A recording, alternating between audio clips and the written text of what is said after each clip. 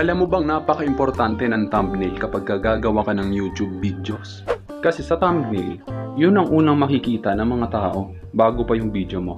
Kaya dapat galingan mo ang paggawa ng thumbnail, dapat related sa video na ginawa mo, lagyan mo ng content twist, at dapat marunong ka rin mag-edit. Ngayon, tuturuan kita kung paano ko ginagawa yung mga thumbnail ko. Ang application na ginagamit ko dito is Pics. Mada-download mo siya sa Play Store, libre lang naman. At pag meron ka ng Pics, doon ka na mag-edit. At para naman ma-upload mo siya sa YouTube, magda-download ka ng YouTube Studio.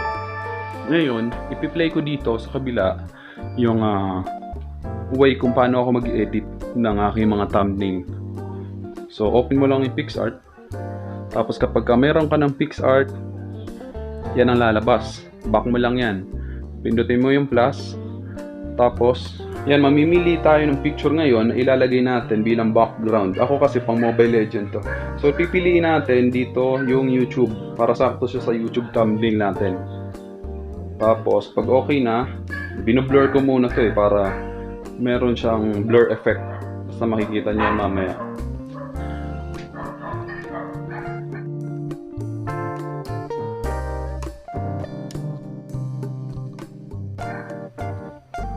Tapos add photo. Ayan, lalagay natin tong screenshot kung saan naglalaban-laban kami kanina. Ika-crop ko lang siya, yung highlights natin, yung pinakamagandang part lang para madaling makita. Yan. Crop lang natin ulit.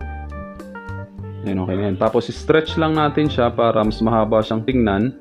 Tapos pag okay na, pindutin natin tong border. Piliin natin yung kulay white lang.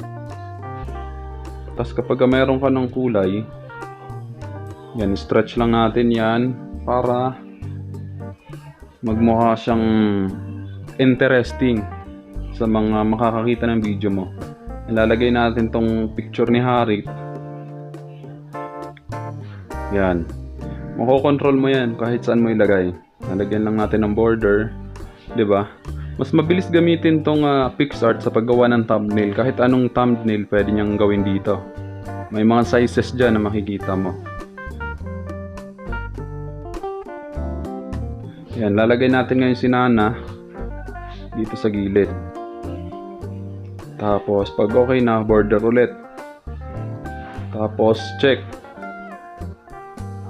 O, diba? Adjust lang natin. Madali lang naman siyang i-adjust. At napaka-friendly user talaga nitong application na Pics. Tapos add photo ulit natin. Lalagyan natin ng Mobile Legend. Yan, lalagyan natin siya dyan sa gilid. Tapos check. Tapos pwede ka rin maglagay ng text. Kahit anong text, pwede mong ilagay dyan. Ito kasing ginagawa ko na to, sample lang naman to. Ang ginawa kong sample, yung Mobile Legend. Kasi yun naman usually na ginagawa kong video.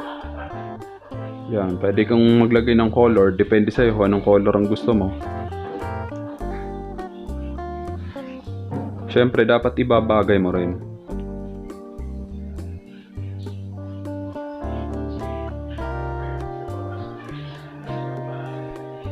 Diba?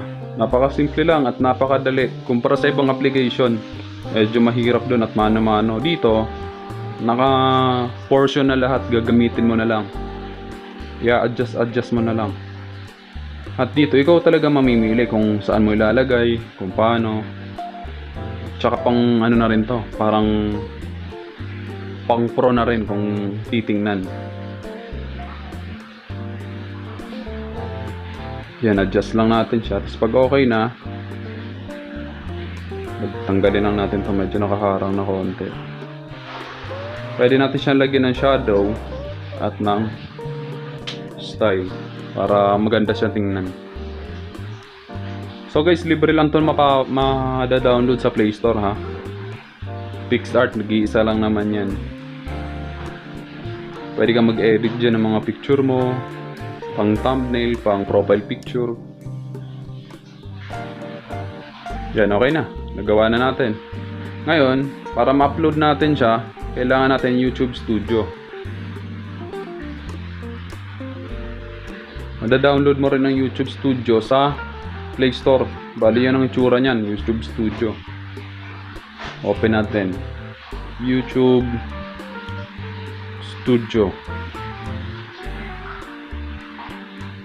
Dito natin i-upload yung ating picture na ginawa kanina sa Pics. Yan ang kalalabasan.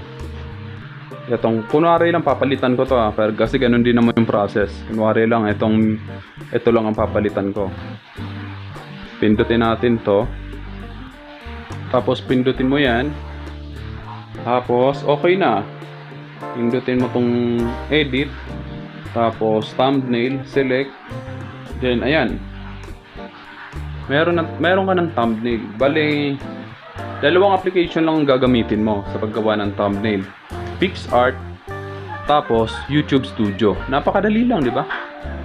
So yun lang, maraming salamat. Sana may natutunan kayo sa tips na ginawa ko ngayong araw. Hindi ko na pinahaba kasi ang dali lang naman gumawa talaga ng thumbnail. Kasi yung iba, di lang talaga nila alam kung paano ginagawa at kung anong application ang ginagawa. Okay, maraming salamat at babush!